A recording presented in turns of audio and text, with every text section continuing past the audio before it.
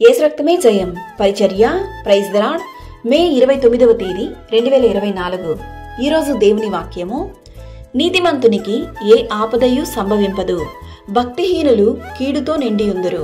సామెతలు 12వ అధ్యాయం 21వ వాక్యము.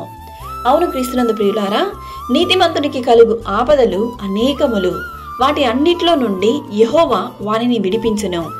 మరణ కాలమందు నీతిమంతునికి ఆశ్రయము కలదు. ఆయన తన రెక్కలతో నిన్ను కప్పును, ఆయన రెక్కల క్రింద నీకు ఆశ్రయము కలుగును. ఆయన సత్యము కేడమును డాలునై ఉన్నది. నీ భారము యెహోవా మీద మోపము, ఆయనే నిన్ను ఆదుకొనును. నీతిమంతులను ఆయన ఎన్నడూను కదలనీయడు.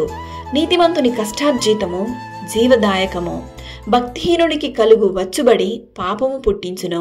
ఈరోజు ఈ వాక్యం వింటున్న ప్రియ సహోదరి సహోదరులారా, ఎప్పుడైతే దేవుని యందు భయభక్తులు కలిగి జీవిస్తారో, నీతి నిజాయితీ పరిశుద్ధత కలిగి జీవిస్తారో, దేవుడు అట్టివారిని ఆశీర్వదించును. నీతిమంతుల తల మీదకి ఆశీర్వాదములు వచ్చును. బలాత్కారము భక్తిహీనుని నోరు మూసివేయను. నీతిమంతునికి కలిగినది కొంచెమే అయినను బహుమంది భక్తిహీనుల కన్నా ధన సమృద్ధి కంటే శ్రేష్టము. ఈరోజు ఈ వాక్యం వింటున్న నీవు కూడా నీతిమంతునిగా జీవించినట్లయితే ఏ ఆపదయు ఏ అపాయమును నీకు సంభవింపదు.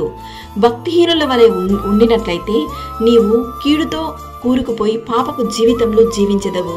ఈరోజే మారుమనసు పొందుము.